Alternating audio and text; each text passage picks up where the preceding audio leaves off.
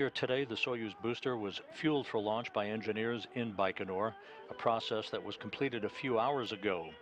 The launch control team in Байконур reports that all systems are go for launch, no issues being worked as the countdown enters its final phase.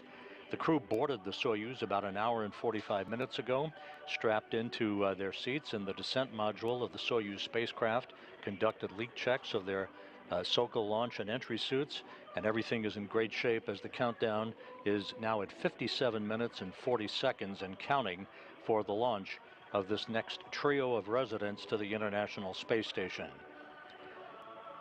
The Soyuz MS-24 call sign, by the way, that you'll be hearing through an interpreter as conversations are held between the blockhouse in Байконур and mission control outside of Moscow to Kononenko, the Soyuz commander. The call sign for MS-24 is Antares.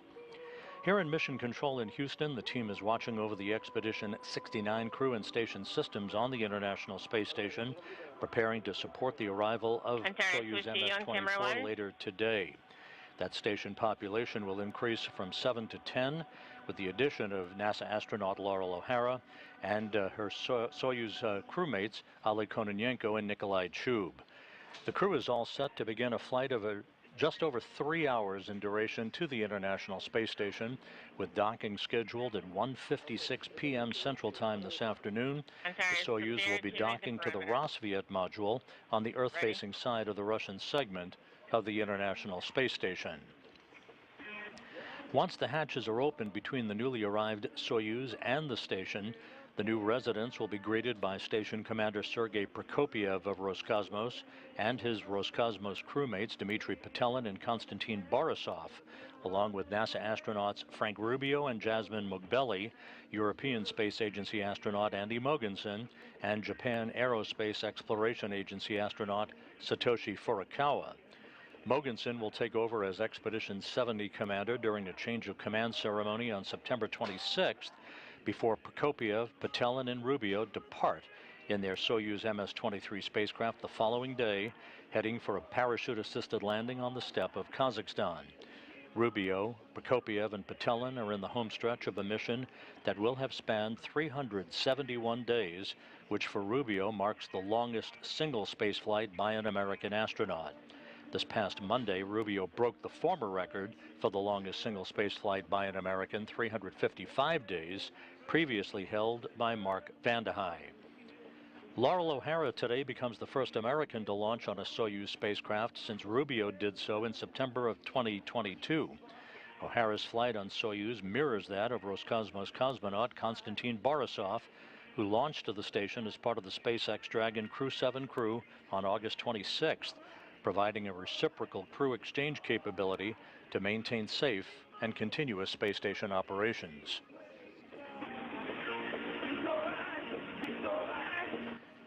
The music that you're hearing is being piped to the crew aboard the Soyuz spacecraft. This is a traditional way of having the crew relax a bit during the final hour or so of their countdown before launch. Back here in Mission Control, the Orbit 2 team of flight controllers is on console at this hour. They are involved in watching over the station systems, checking everything out, making sure that the station is in the right configuration to accept the Soyuz spacecraft later today, with docking scheduled again at 1:56 p.m. Central Time this afternoon. The two flight directors who are on console today are Chris Dobbins and Ronak Dave. They are joined by spacecraft communicator Jessica Meir, veteran astronaut, no stranger to Soyuz operations, having launched almost 4 years ago to the day on Soyuz MS-15 in September of 2019. Again, you're looking now live again with a view of the Soyuz MS-24 on the launch pad at Байконур. Liftoff scheduled just 53 minutes, 45 seconds from now at 8:44 p.m. Байконур time. That's 10:44 a.m. Central Time this morning. The countdown is proceeding on schedule, with no issues being reported from the engineers at the blockhouse in Байконур. Atop the Soyuz 2.1A booster, strapped into their seats in the descent module of the Soyuz, NASA's Lorel O'Hara and Oleg Kononenko, along with Nikolai Chub of Roscosmos. Kononenko, the Soyuz commander, is in the center seat of the descent module, flanked to his left by Chub, serving as board engineer number 1. To Kononenko's right, NASA's Lorel O'Hara, serving as board engineer number 2. For O'Hara and Chub, this will be their first flight into space. For Kononenko, his 5th flight into space. Kononenko and Chub are embarking today on a one-year mission aboard the International Space Station. They will return to Earth next September with NASA's Tracy Dyson, who acted as O'Hara's backup during the past several weeks of training down in Байконур, and who is launching next spring on Soyuz MS-25 with Roscosmos cosmonaut Oleg Novitsky and a Belarus researcher, Marina Vasilevskaya, who will be flying as a spaceflight participant on a so-called taxi flight. O'Hara will land on Soyuz MS-25 with Novitsky and Vasilevskaya. And as a note of interest, Kononenko, who is the chief of Roscosmos' Cosmonaut Corps, currently ranks 6th on the all-time list of most days in space by a human. By the time he completes his mission a year from now, he will have jumped to the top of the list with more than 1,000 days in space.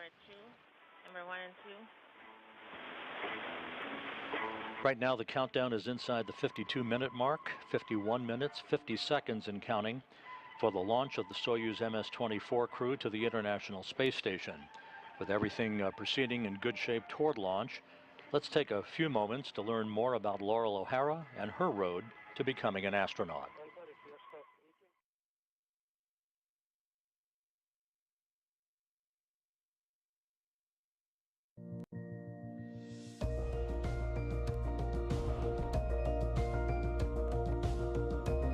I've wanted to explore ever since I was a little kid, and I'm not totally sure where that came from. I've just always been really curious and interested in other places. And so from a pretty young age, I just wanted to be an explorer. And I grew up in Houston, so NASA was right down the road. And we got to come to JSC a lot on school field trips, and then also when I was in 2nd grade. We grew some tomato seeds that had flown on Space Shuttle. So we got to do the Tomato Seeds in Space program. Just that early exposure to NASA, I think, focused me on an astronaut as being one way to be an explorer. And that dream kind of persisted all the way through school and college. So I graduated from undergrad and then worked for a year and a half and then went back to grad school for 2 years. And I did all of that in aerospace engineering. And my sister was a geologist at Penn State, also in grad school at the time, and her research was in Iceland, studying the Mid-Atlantic Ridge and the fault lines that run through Iceland. And that sounded really fun and kind of like what I had dreamed about in exploration. And so I started looking around for different opportunities and found Woods Hole Oceanographic Institution. And that's how I moved into ocean science. Woods Hole does kind of the broad suite of earth and ocean science. They do everything from biology, chemistry, geosciences, and then they also have a pretty big engineering department. And so I joined the engineering department. When I started at Woods Hole, I started on an upgrade to the Alvin submersible. So it's the United States' only manned research submersible and the oldest sub in the world that does that kind of work. And at the time we were doing the first of a 2-part upgrade to the sub, to do a lot of different upgrades, but mainly to increase the operating depth of the sub from 4,500 meters to 6,500 meters. But one of the things I was responsible for was the main vehicle frame, the overall kind of skeleton of Alvin that attaches the personnel sphere, like where the people are. So it was this huge 7-foot diameter titanium sphere with all these lugs welded onto it. And the main vehicle frame was also this welded structure. And then these 2 parts showed up to Woods Hole separately. And one day we had to mate them. And so seeing the sphere come down onto the vehicle frame and making sure every bolt went through every lug was a pretty great day. This is the kind of work I want to be doing. It's really hands-on. It's working with a lot of different people from around the world, working on science that helps us understand the planet better. And so I started to think that maybe I would stay there for a while. I went all the way through with the Alvin upgrade. And one of the things that I really was hoping to do was to get to dive in Alvin one time. And I did get to do that on sea trials. It was neat to see the vehicle, in action. And I got to fly it for a little bit, which was really fun. In addition to my work on Alvin, I also did a lot of work with robots. So either remotely operated vehicles that were driven from the ship or autonomous vehicles that had their own brain on board. My work with all of these vehicles were mostly at sea, and we would go out on research cruises that were anywhere from 2 or 3 weeks to a month or 2. So Jason is the name of the vehicle that I did most of my work with, and it's an ROV, so it's a remotely operated vehicle. And we lower it over the side of the ship, and it stays tethered to the ship. So there's a tether that's providing electrical power and communications to the vehicle. And then the pilot sits on board in a control room and drives the vehicle from the control room. We have a pilot, we have an engineer, and a navigator. And so I would sit engineer and navigator in the control room, and then also work as a mechanic on the vehicle and as a data processor. A lot of the work that we did with those vehicles was around hydrothermal vents. And so you would see, they call them black smokers. And so they're kind of like chimneys with black smoke spewing out underwater, and just this wealth of animal life that lives around them. And so they were just these really beautiful spots on the seafloor that we got to go visit. Those cruises were sort of like the highlight of my career. And I love the research cruises because I think for the same reason that I really enjoy the work here. And that's just going out on a ship with a relatively small group of people and a pretty focused mission, and having to use, whatever we have out on the ship to solve problems and fix things when they break. And you just kind of develop a really nice team dynamic out there. And the work is really fun and interesting.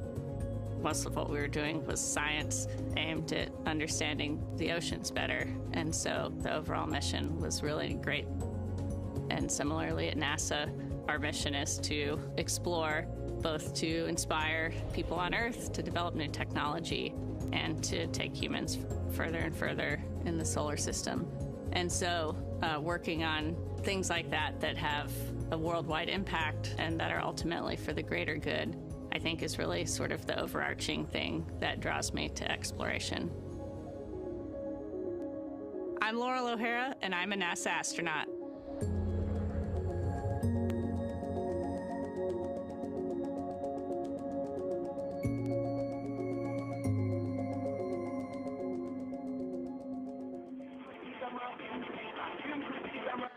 A look at NASA's Lorel O'Hara, who in a few hours will take up residency for the next 6 months on the International Space Station.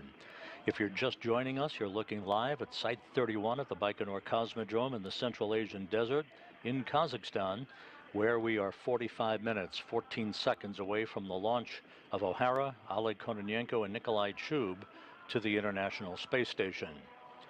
The crew flew to the Байконур Cosmodrome from their training base at Star City, Russia on August 29th for final pre-launch training and inspections of their Soyuz spacecraft.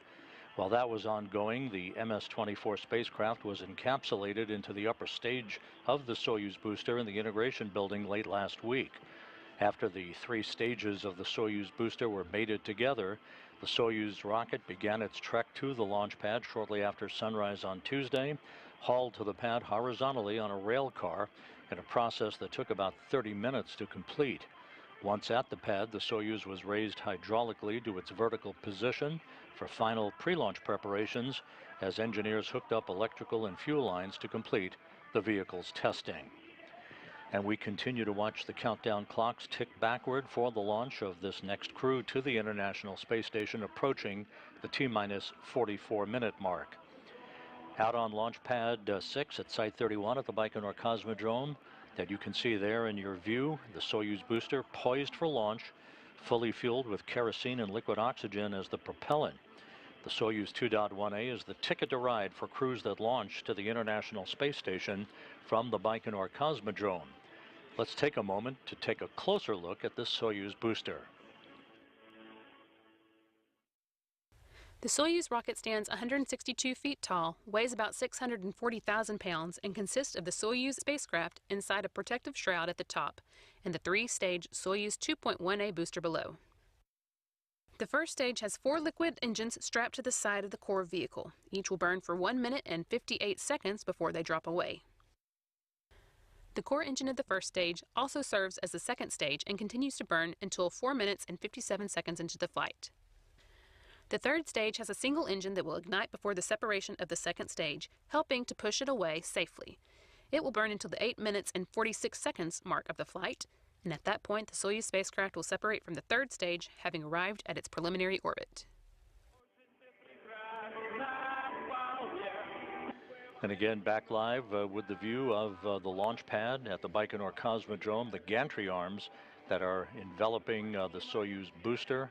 They will spread or retract to their position perpendicular to the rocket itself a few minutes from now, as we continue the countdown flawlessly, approaching the T-minus 42-minute mark. Meanwhile, the International Space Station is flying over the southern Pacific Ocean, about to cross the southern coast of South America at an altitude of 262 statute miles, about to begin a southwest to northeasterly track that will carry it across the west coast of Africa a short time from now.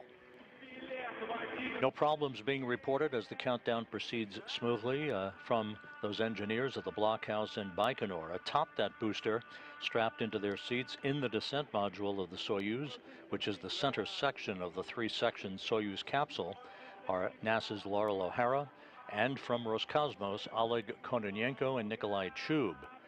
The three sections of the Soyuz spacecraft are familiar to those who have watched previous missions to the International Space Station. Here's a look at this workhorse Russian vehicle. The whole Soyuz spacecraft is 24.5 feet long with an overall volume of 301 cubic feet and comprised of 3 modules. The descent module, situated in the middle of the Soyuz vehicle, contains customized seats for the crew members during launch, entry, and landing, and contains all the controls and displays necessary for the flight. It also houses life support systems, batteries for the re-entry and landing, and the parachute and soft landing rocket engines that slow the Soyuz just before touchdown as the spacecraft lands in Kazakhstan. There are 8 hydrogen peroxide thrusters located on the module, which are used to control the spacecraft's orientation, or attitude, during the descent until parachute deployment. The descent module also contains a guidance, navigation, and control system used to maneuver the vehicle during the descent phase of the mission. This descent module is 7.3 feet long with a diameter of 7.1 feet and a habitable volume of 124 cubic feet. It is the only portion of the Soyuz that survives the return to Earth. The orbital module at the top is 9.8 feet long. It connects to the descent module via pressurized hatch. This is where the crew has a small amount of room to move around following launch during the flight to the space station. It has a docking mechanism, hatch, and rendezvous antennas located at the front end. The docking mechanism is used to dock with the space station, and the hatch allows entry into the orbiting complex. The rendezvous antennas are used by the automated docking system, which uses radar, to maneuver toward the station for docking. There is also a forward-looking window in the module that the crew can use to take manual measurements of distance and closing speed with a laser rangefinder in the event of failure of the rendezvous radar system. The propulsion module houses the oxygen storage tanks, the main engine, and the attitude control thrusters, avionics, and communication and control equipment. The propulsion portion of this module handles all orbital maneuvers, including those needed for the rendezvous with the space station and the deorbit burn at the end of the spacecraft's mission. Before they are deployed, the 2 solar arrays are folded against the body of the propulsion module, which, along with the orbital module, separates from the descent module after the deorbit burn. The solar panels span almost 35 feet. The entire spacecraft serves not only as a crew transport vehicle to and from the space station, but also as an emergency return vehicle in the unlikely event that the crew needs to leave the station unexpectedly.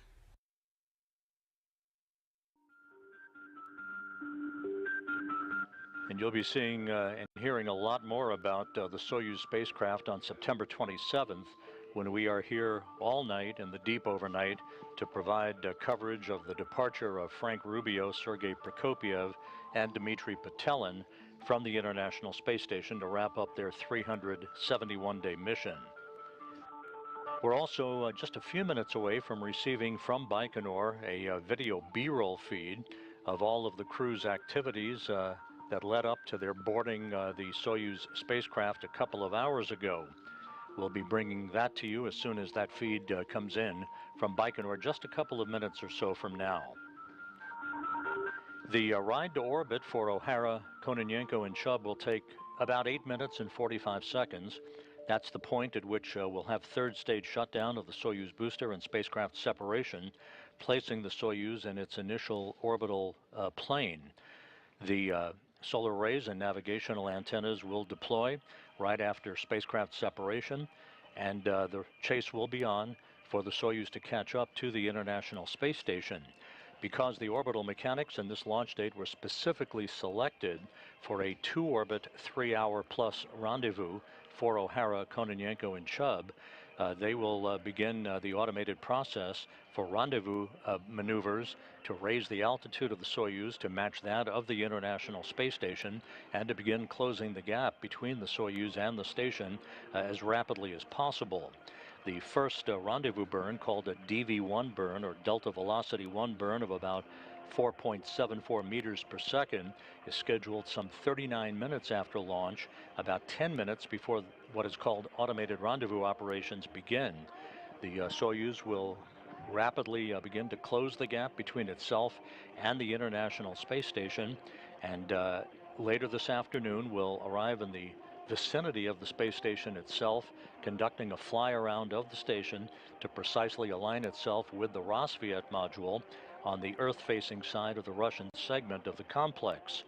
After a brief moment or two for station keeping to permit Russian flight controllers to assess the angular alignment of the Soyuz forward docking probe with the Rosviet module, the command will be given to begin final approach.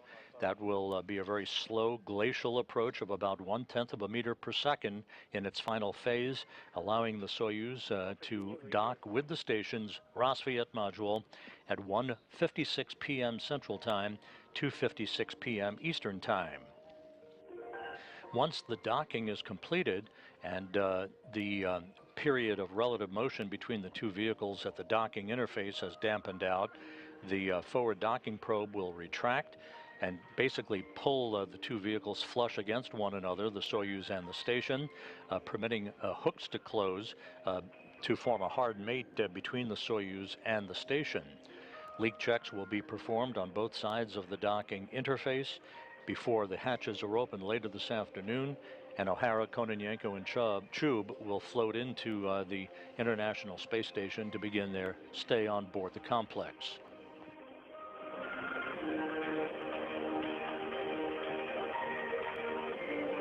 And again, we are standing by for the roll of video from this morning's crew activities down in Байконур that began several hours ago. The gantry arms that you see buttressed up against the side of the Soyuz rocket out on Site 31, Launch Pad 6, will begin to spread a short time from now, as the countdown has now reached the 35-minute, 17-second mark.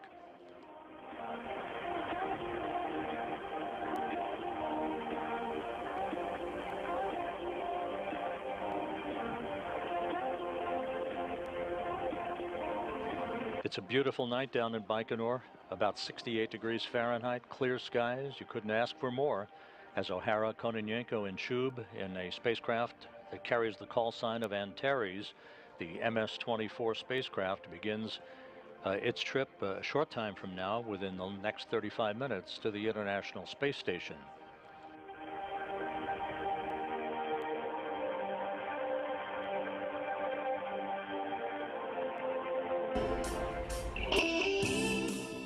And here is the video of this morning's activities down in Байконур. The traditional day began for the crew members as they were awakened at the Cosmonaut Hotel crew quarters in Байконур. To traditional farewell music, the crew departed the hotel and boarded a bus for their 40-minute ride to the integration and suit-up facility at Building 254 inside the Байконур Cosmodrome. Good luck, guys.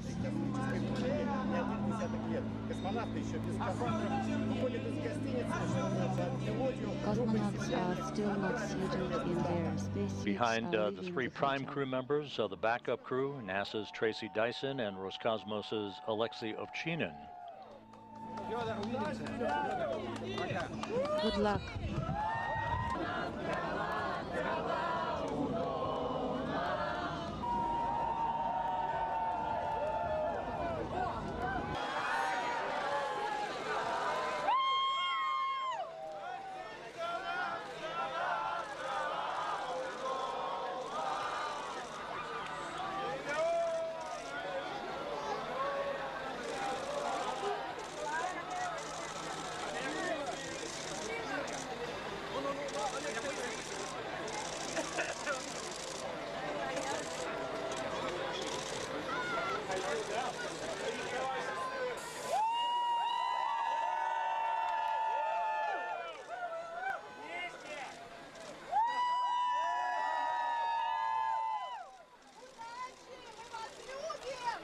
Good luck, guys. We love you. Wave your hands.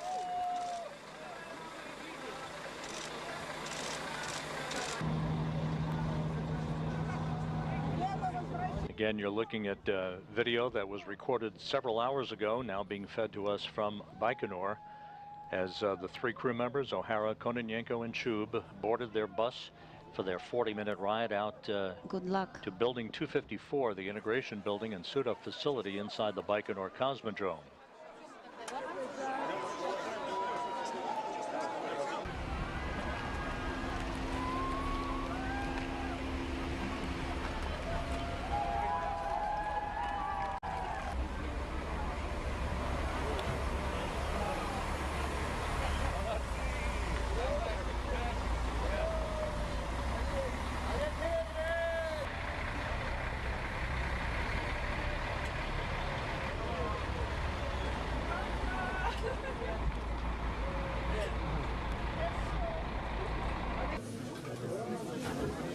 After arriving at the integration building, each crew member underwent final medical exams and suited up in their SOCO launch and entry suits. One by one, the crew members moved to a mock-up of a Soyuz spacecraft seat, allowing technicians to conduct pressure checks to ensure that their suits were free of any leaks.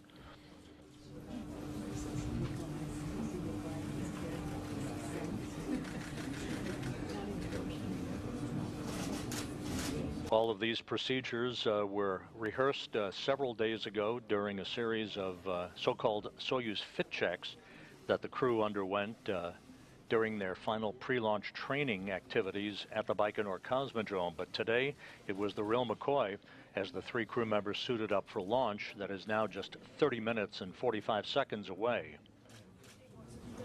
Family members and invited guests looked on across a protective pane of glass, maintaining quarantine as the suit-up was completed about 5 hours prior to launch.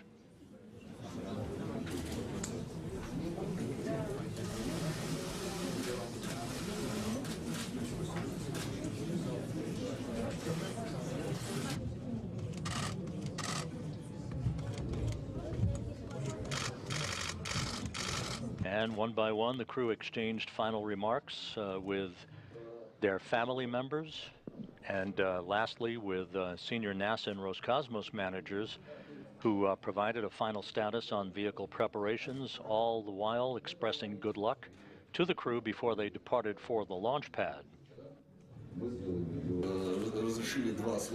Okay, so I was allowed to say a few words. Yesterday we had 2 launches of our shows. We know that 3 is the magic number, so I'm sure everything will be fine. And from all the actors of our theater, I would like to wish you so that everything is nominal in your ascent to the orbit, also that hope that the docking will be successful and you will do everything that you are required. And we will be on the ground here in our creative, artistic weightlessness, and you will be up there in space. Those remarks coming from a Moscow theater group, part of the invited guests for today's launch. That's all I wanted to say.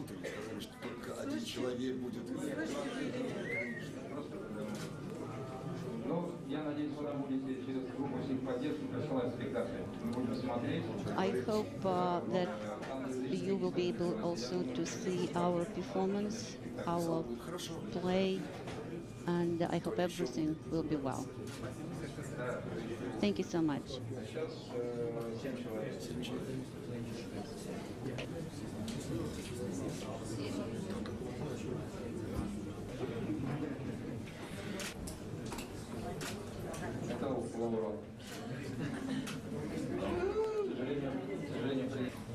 How do we look at our fashion t-shirt? You look great. Pick you out of the crowd right away. Remember that? You look great. I was going to tell you guys, if you were trying to text me earlier, I left my phone somewhere in the hotel. John will have to go on a treasure hunt. You have acquired all of your belongings at this point.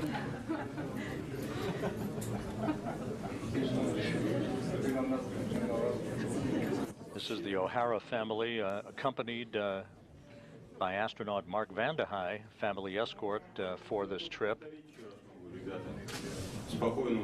I can only repeat once again, have a good flight in the quiescent space. So I will meet you on the ground, hopefully, when you come back. And good luck, guys.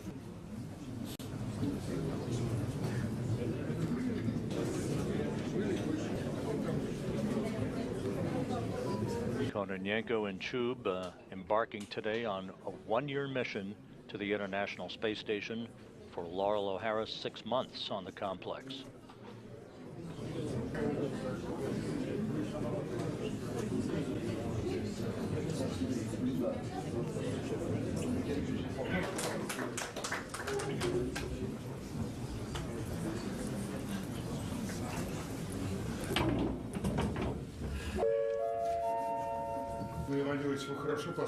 I hope you had a good night's sleep, everyone.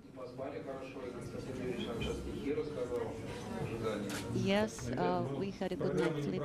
Guys, it's not a very easy task that you have. Nikolai, it is your first flight that I know, I'm sure that you will do everything fine, and everything will be as it should be. And please send our warmest regards to the crew that is on the station together with our American colleagues. We're all very proud of you. We know you've worked hard to get to this point. We look forward to seeing how you work on orbit. I wish the capsule was big enough for all of us to go with you. But it's a little small for that, but our hearts will be with you. We'll be watching, and we'll be here when you get back. Thank you so much. I wish you good flight and good luck, of course. Have a good flight, docking, and also nominal work on the station, and of course, good luck. Thank you so much. Thank you, guys.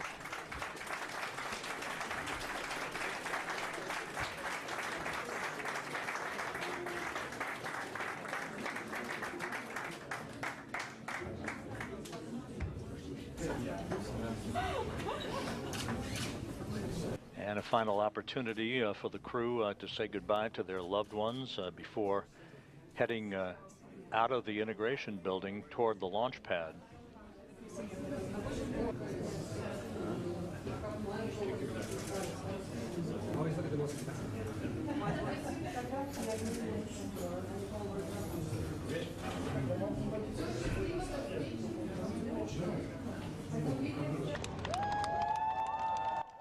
The crew members now seen leaving the Site 254 integration building.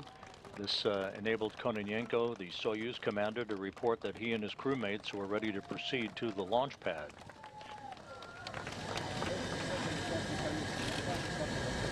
Chairman of the State Committee, the Soyuz crew is ready for the mission.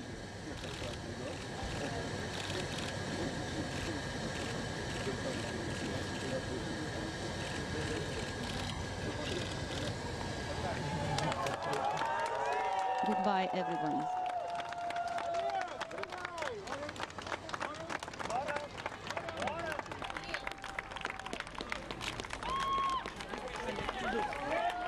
The crew boarded the bus at the 254 integration building at about 7 a.m. Central Time to begin what amounted to about a 1-hour trip out to launch site 31 and their rocket.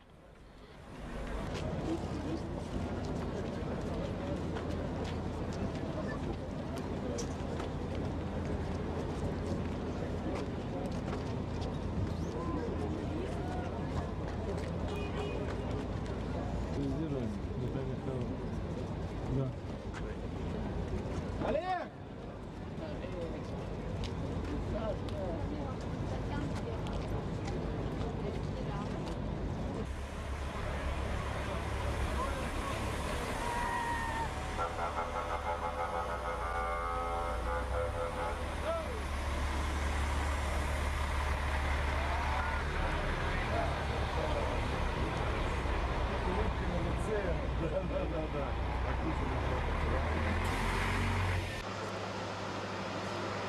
And there you see the buses arriving at the pad. The crew, Kononenko, Chub, and O'Hara, you'll see in a moment, climbing a few stairs to wave goodbye to well-wishers, and then entering the elevator for the ride to the top of the Soyuz rocket to board their spacecraft, which they've now been aboard for the past several hours.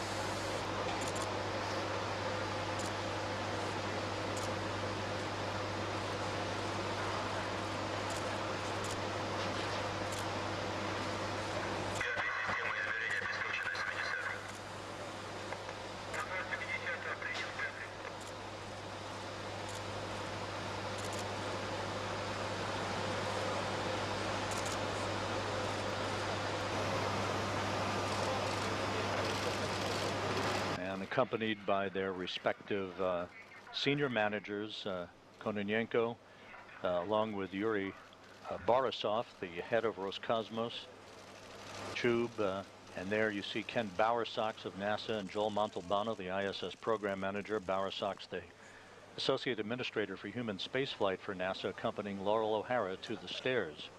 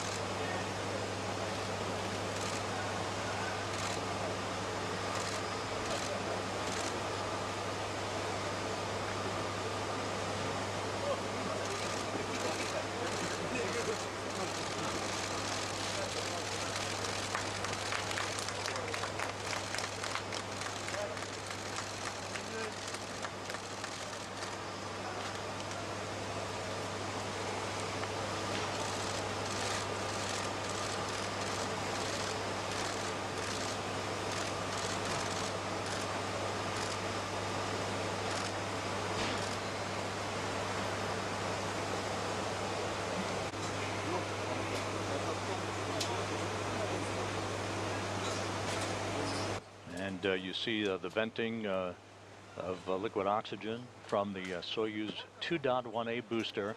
The crew now has been aboard the spacecraft for the past several hours. The countdown now inside the T-minus 20-minute mark. We're back now with a live view of the Soyuz MS-24 on the pad at Байконур. Liftoff is scheduled for 10:44 and 35 seconds a.m. Central Time, 8:44 p.m. in Байконур. Strapped into their seats in the descent module of the Soyuz, as we have mentioned frequently during our broadcast, are NASA's Lorel O'Hara, along with Oleg Kononenko and Nikolai Chub of Roscosmos. And as mentioned earlier, Kononenko, as Soyuz commander, is in the center seat of the MS-24. Chub is to his left. O'Hara is seated to his right.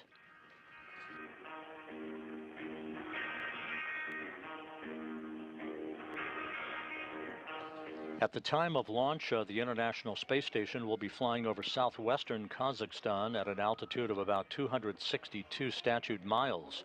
The station will actually pass over the Cosmodrome 23 seconds after Soyuz lifts off and will leapfrog past the Soyuz as Kononenko, Chub, and O'Hara climb to their preliminary orbit. 8 minutes and 45 seconds after launch, the third stage engine of the Soyuz booster will shut down, and the Soyuz will separate from its launch vehicle in its preliminary orbit, deploying its solar arrays and navigational antennas. At that point, the three crew members will trail the space station by 1,145 miles. The chase will be on, resulting in docking of the MS-24 spacecraft to the Rassvet module of the International Space Station at 1:56 p.m. Central Time today.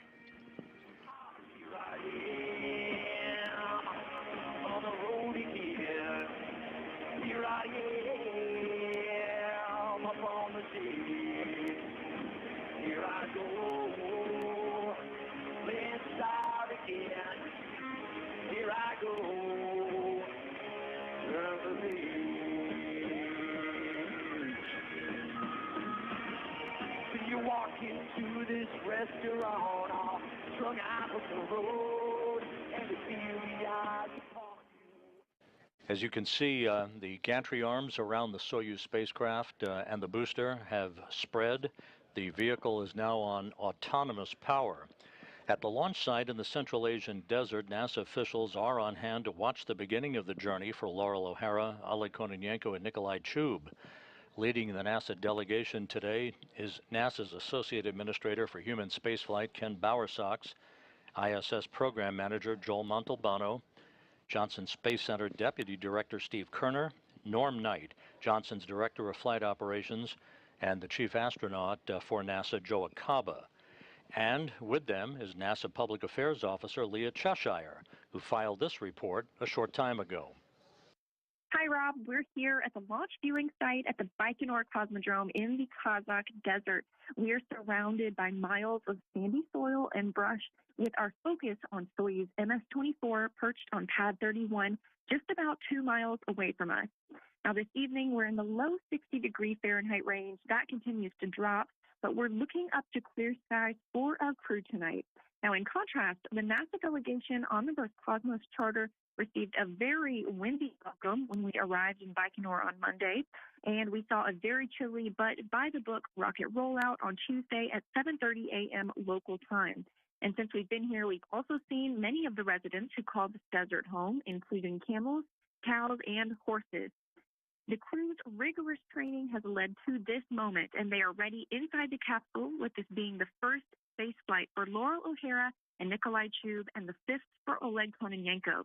O'Hara's family is here cheering for her maiden voyage, and of course, so are we. Now we're looking forward to liftoff and seeing Soyuz rise on the skyline and light up the night. And with that, I'll send it back to you, Rob. Thank you, Leah. The countdown is approaching the T-minus 15-minute mark. Everything is in great shape. The vehicle fully fueled.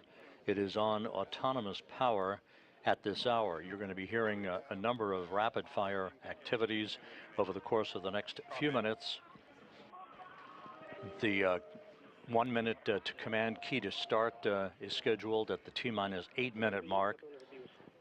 Preparations will be transitioning to an automated mode, which is equivalent to a ground launch sequencer at the T-minus 7-minute mark.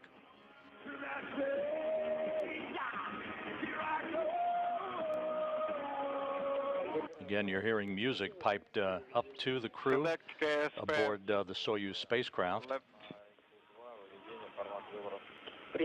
And ascent on the right. The formats have been selected. Copy.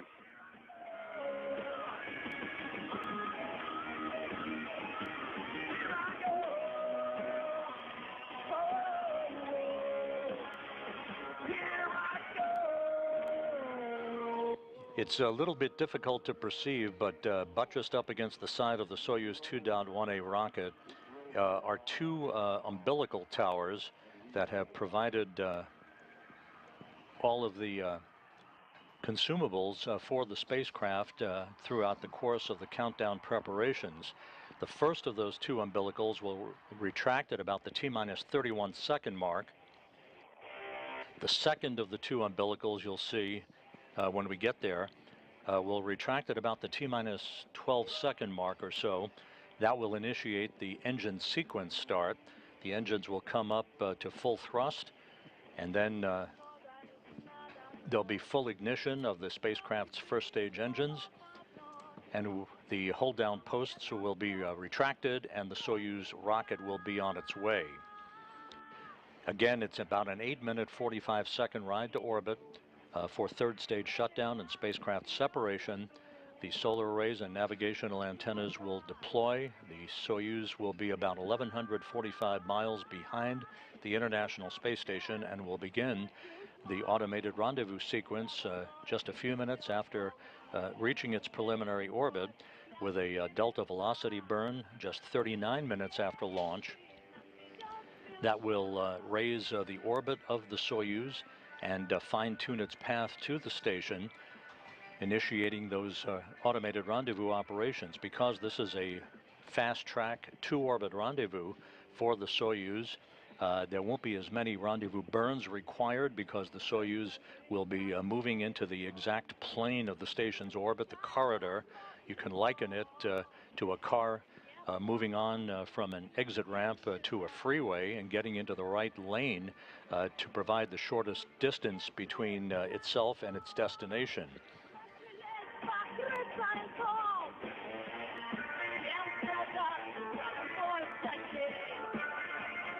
Again, the launch is precisely timed for the moment when the Earth's rotation will place the Baikonur Cosmodrome in the plane of the orbit of the International Space Station. On board the station itself, the Expedition 69 crew, led by Commander Sergei Prokopiev, the multinational crew that's on board the station, will be eagerly awaiting the arrival of their new crewmates later today, with docking scheduled at 1:56 p.m. Central Time. Assuming everything goes as planned, the hatches are scheduled to be opened around 4:30 p.m. Central Time this afternoon to allow O'Hara, Kononenko, and Chub to enter their home, which for Kononenko and Chub will be about a year's worth of stay on board the station. Lorel O'Hara will be spending 6 months on the international outpost.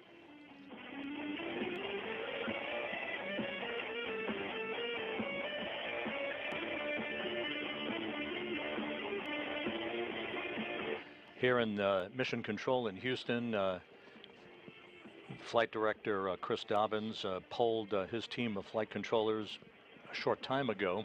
Everything is in readiness for the launch of Soyuz. From a station perspective, you can see Dobbins is in the middle of this trio of flight controllers that you see. To his left is Flight Director Ronak Dave, and to Dobbins' right is veteran astronaut Jessica Meir.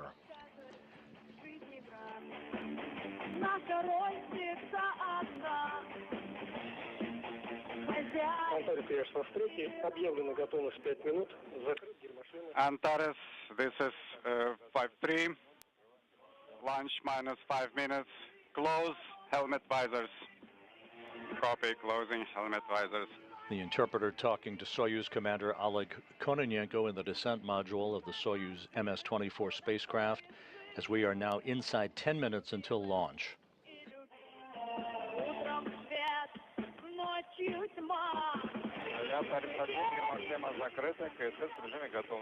Inaudible. Copy, KSS is ready.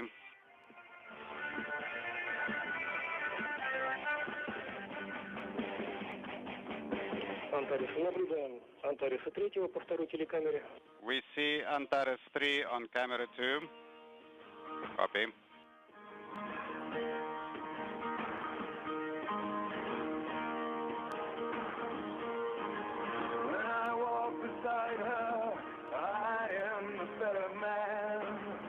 This is traditional for the technicians at the blockhouse in Baikonur to uplink music of their choice to the crew members in the final hour before a countdown. It's basically a method of relaxing the crew members and making them feel at home before they begin their journey into space. For a quick look at the milestones en route to orbit, first stage separation is expected at the 1 minute 58 second mark into the flight, followed at 2 minutes and 34 seconds by the jettisoning of the launch shroud that envelops the Soyuz capsule itself. Second stage shutdown is scheduled at 4 minutes 37 seconds after launch, followed 11 seconds later by second stage separation. The third stage lower skirt jettisoning is at the 4 minute 56 second mark, and third stage shutdown is at 8 minutes 46 seconds. That is the new computation for that, followed just 3 seconds later by third stage separation. Seconds after that, the solar arrays and navigational antennas will begin to be deployed, and the Soyuz spacecraft will begin in earnest its chase to catch up to the International Space Station. T-minus 7 minutes 40 seconds until launch.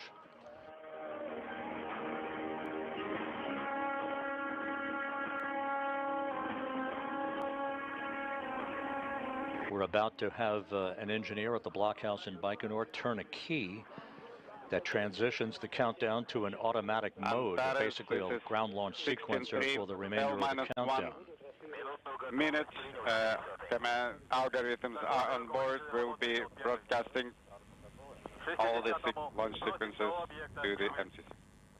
Copy. Vehicle is nominal. We are ready to proceed. Copy. Antares, we are seeing you on camera 1. Copy. Oleg Kononenko, the Soyuz commander, reporting that the vehicle is ready for launch, the crew ready for launch, as we are at the T-minus 6 minute 35 second mark in the countdown.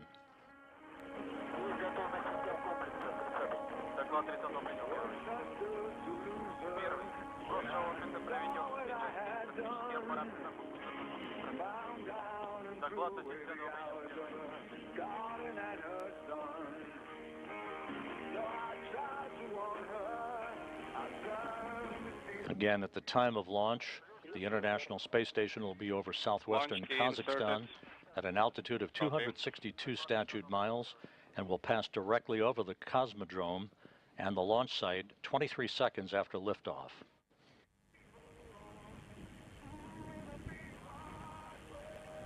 Now a view of the crew inside the MS-24. At the top of your screen, Nikolai Chub, board engineer number 1. There's Oleg Kononenko at the bottom of your screen, about to embark on the 5th flight of his career.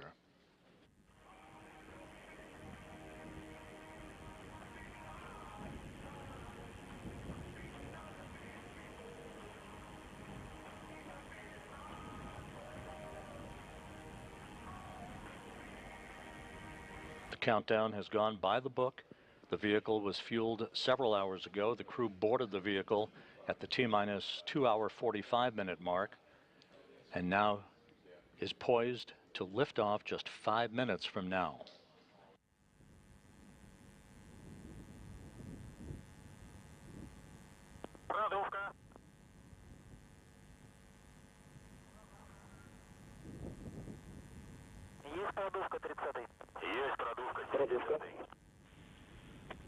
Ground telemetry active. Strip chart recorders and ground telemetry now activated. Nitrogen purge.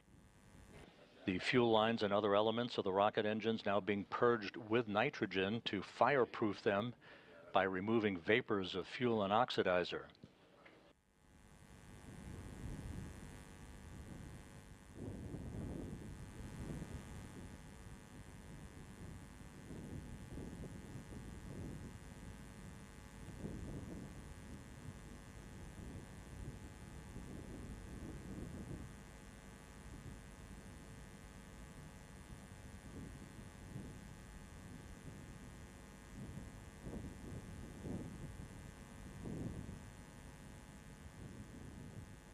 Inside 4 minutes until liftoff.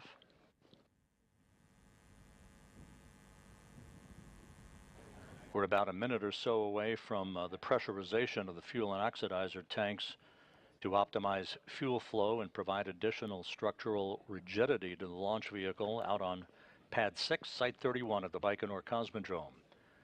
We have now hit the T-minus 3.5 minute mark until launch.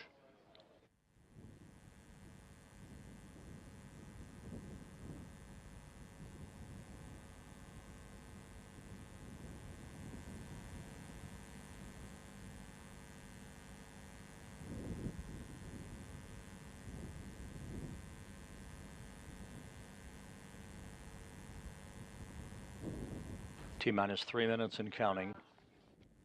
All systems are go. The range is clear at Байконур.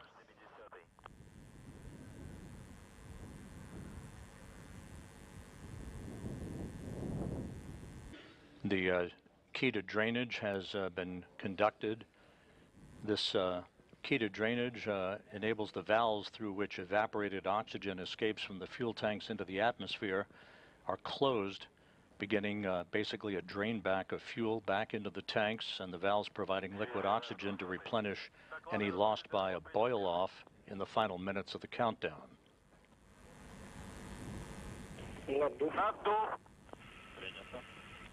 Tank repress in progress. Tank pressurization underway.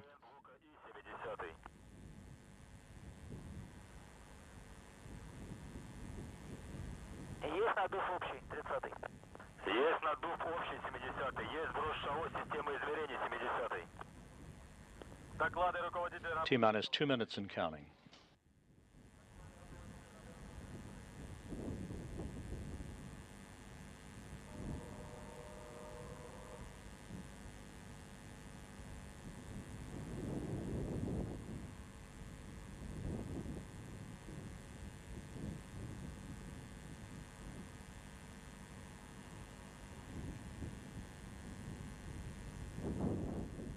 The ground propellant feed now has been terminated to the vehicle, the Soyuz on internal power.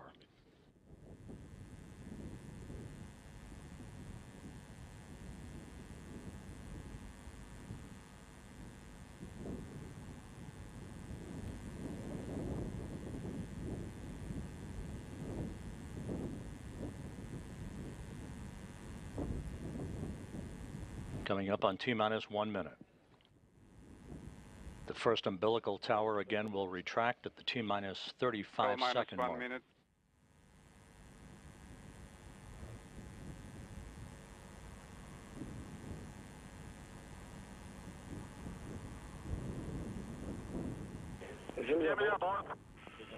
Vehicle on internal power. Copy. There goes the first umbilical retraction. The second umbilical will retract in just a few seconds to initiate engine start sequence. T-minus 20 seconds.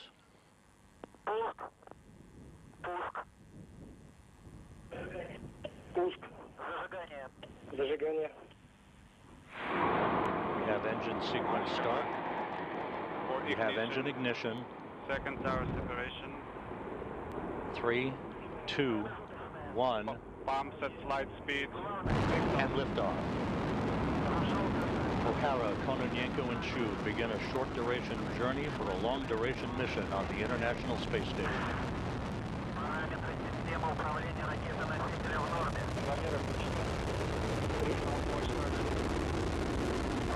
All vehicle parameters are normal. 23 seconds into the flight. Good roll, pitch, and yaw program. Engine performance on the first stage nominal. L plus 30 seconds. Flight is nominal. 40 seconds into the flight. Well, Structural parameters are normal. Engine parameters reported from the blockhouse in Байконур all to be within limits and normal. Давление в камерах двигателей в норме.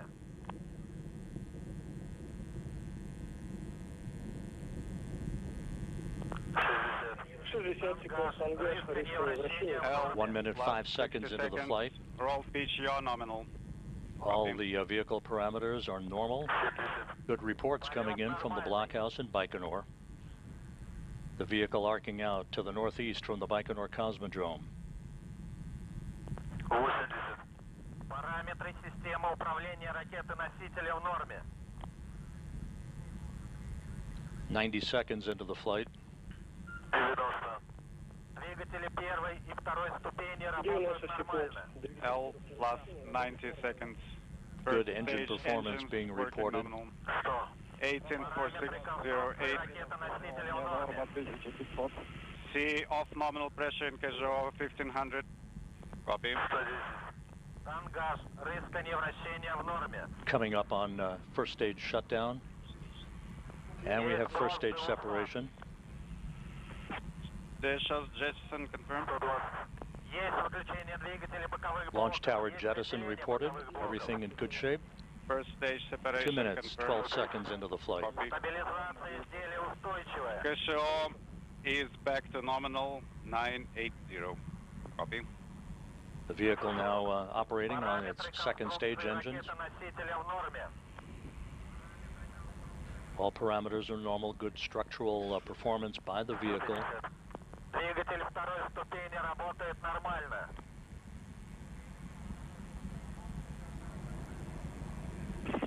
Launch shroud jettison now reported. In this view now from a camera on the upper stage of the Soyuz 2.1A booster. We confirm jettison of the nose steering. 2 minutes 50 seconds into the flight. A little over 6 minutes of powered flight remaining. Launch vehicle is nominal. Copy. Soyuz is nominal. Crew is feeling well. Kononenko reports the crew is feeling well. 3 minutes 15 seconds into the flight. Perfect engine performance reported. Good structural parameters on the vehicle.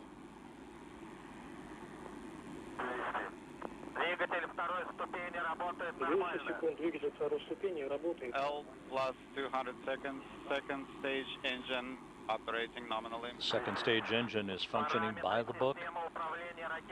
The Soyuz heading for its precise keyhole in space.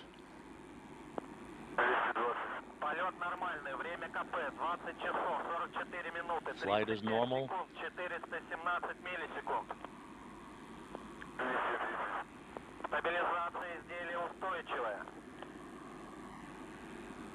Now 4 minutes into the flight, everything going perfectly.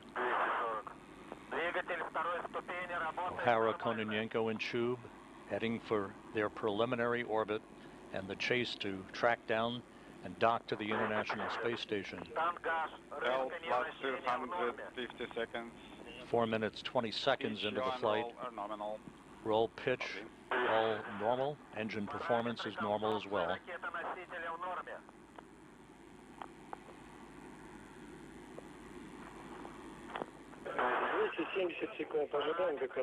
L plus 270 seconds. Standing by for GK to command.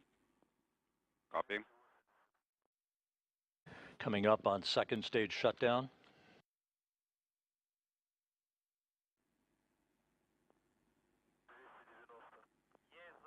And we have second stage shutdown. Second stage separation confirmed. Copy. Second stage separation confirmed. That's the skirt for the third stage you saw being jettisoned. 5 minutes, 15 seconds into the flight. About 3.5 minutes of powered flight remaining.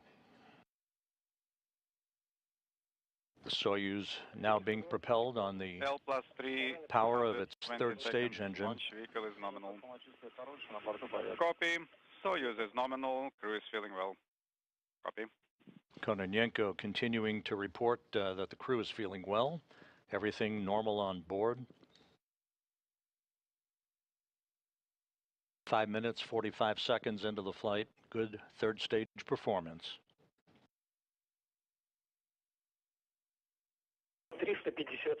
L plus 350 seconds. Flight is nominal. Copy. We've just passed the 6-minute mark into the flight. Good reports continuing to come in. Control of the Soyuz spacecraft after it separates from the third stage will transfer to the Russian Mission Control Center outside of Moscow.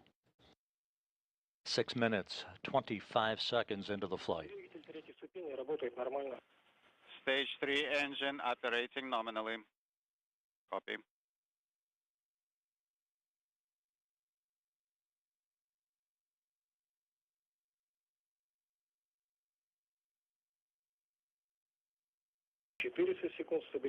Six minutes, 45 seconds into the flight, 2 minutes of powered flight remaining. Stabilization is steady. Copy. Good, stable structural performance by the vehicle.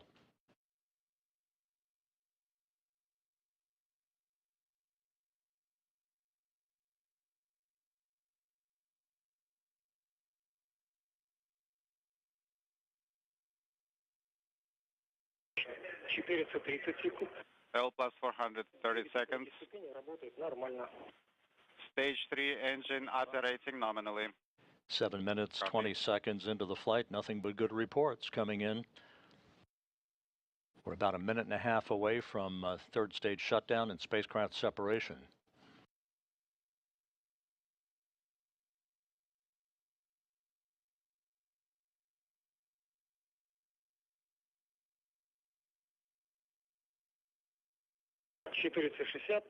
L plus 460 seconds.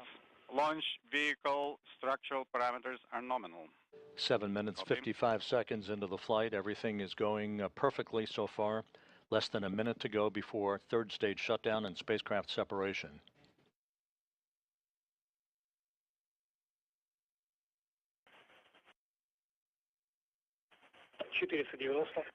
L plus 490 seconds. Stabilization is steady. 8 minutes, 20 seconds into the flight, about 30 seconds of powered flight remaining. L plus 500 seconds. Flight is nominal.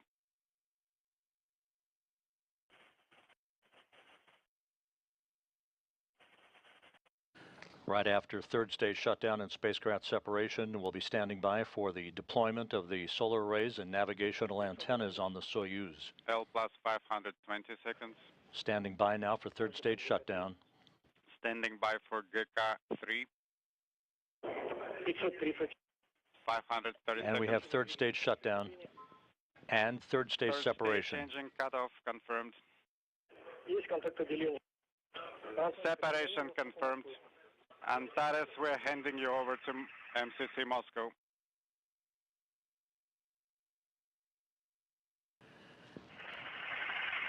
And the program has been activated, and the solar arrays and navigational antennas are now confirmed to have been deployed.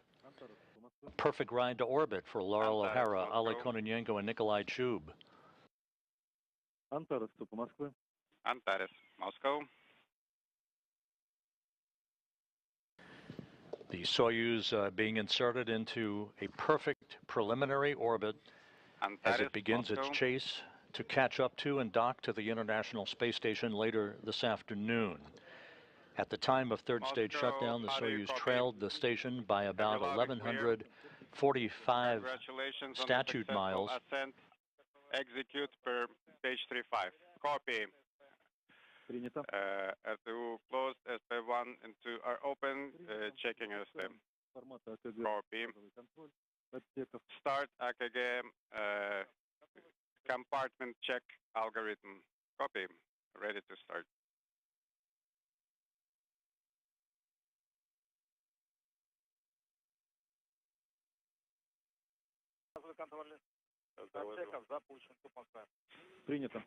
Compartment check algorithm started.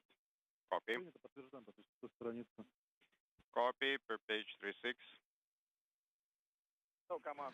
Aboard the Soyuz MS-24, which carries the call sign of Antares, Oleg Kononenko, Nikolai Chub, and Lorel O'Hara are beginning systems checks as they prepare for the first of their rendezvous burns, the DV-1 or Delta Velocity 1 burn that is scheduled Moscow. About 28 minutes from now. Measurement 1 at 1855. Pressure in SA 806. Pressure in orbital module 721. Instrumentation compartment 885. Copy. Next measurement in 5 minutes. Copy. OSK started course 2. This view now from the control panel inside the Soyuz MS-24. Oleg Kononenko reporting that the crew is feeling great following its on-time launch and its uneventful ascent into its preliminary orbit. Long test started. Copy.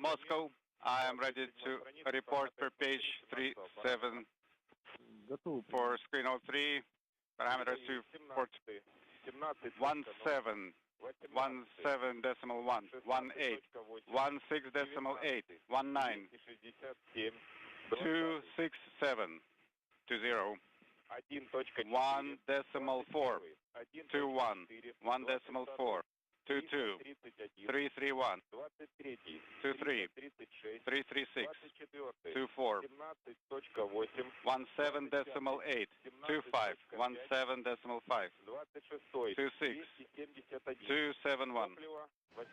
Propellant. The crew on board the Soyuz spacecraft providing systems parameters and systems information to the Russian flight controllers that you see there in this balcony view from a camera inside the Russian Mission Control Center in the town of Korolyov outside of Moscow.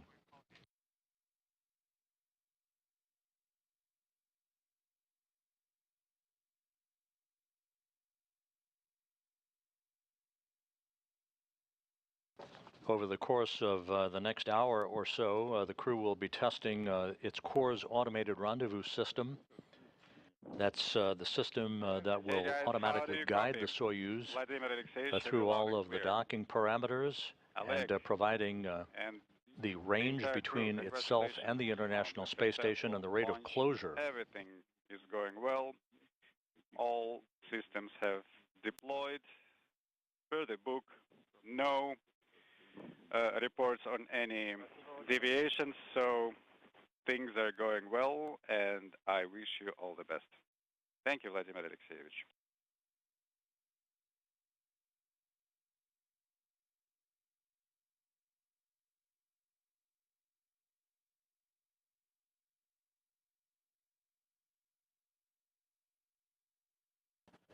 Once again, the Soyuz lifted off on time after a flawless countdown at 10:44 and 35 seconds a.m. Central Time, 11:44 a.m. Eastern Time, 8:44 p.m. at the Байконур Cosmodrome in Kazakhstan. All of the ascent events ticked off in perfect shape through the activation of all of the engines. All three stages of the Soyuz performed as advertised, depositing the Soyuz into a perfect preliminary orbit, from which now they will begin the short two-orbit, 3-hour rendezvous to reach the International Space Station and a docking with the Rassvet module of the complex at 1:56 p.m. Central Time this afternoon. There's no com.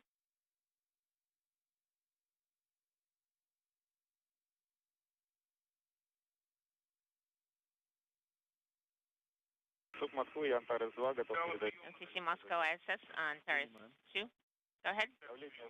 Pressure in the S805 Delta -1 BO. Pressure 821 Delta is -1. Pressure in the assembly compartment 8. 104 Delta -1. We are on stage 4. I cannot currently monitor the attitude. Copy. Antares.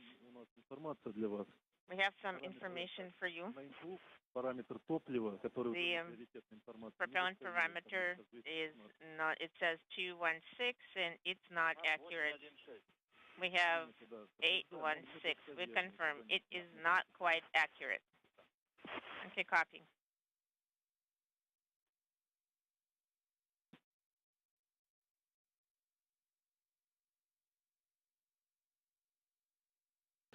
This is Mission Control Houston. As the Soyuz MS-24 crew, led by Soyuz Commander Oleg Kononenko, who now is in his 5th flight into space, along with his first-time flyer crewmates Nikolai Chub of Roscosmos and NASA's Lorel O'Hara, as they continue to check out spacecraft systems in the early minutes of their ride into space, having launched just about 17 minutes ago from the Байконур Cosmodrome. The Soyuz spacecraft is in excellent shape, all of its solar arrays and navigational antennas having been deployed as planned right after third stage shutdown and spacecraft separation. So with that, the beginning of automated rendezvous operations will begin in about 30 minutes or so, a series of rendezvous burns that will carry the Soyuz over the next 2 orbits into the neighborhood of the International Space Station, where it will close the gap slowly but surely, do a fly around of the station to align itself to the Rassvet module of the International Space Station, and a docking at 1:56 p.m. Central Time this afternoon. For that, we will be back on the air at 1 p.m. Central, 2 p.m. Eastern Time, with rendezvous and docking coverage as the next trio of residents for the International Space Station begins its trek to the complex and arrival at the International Space Station later today.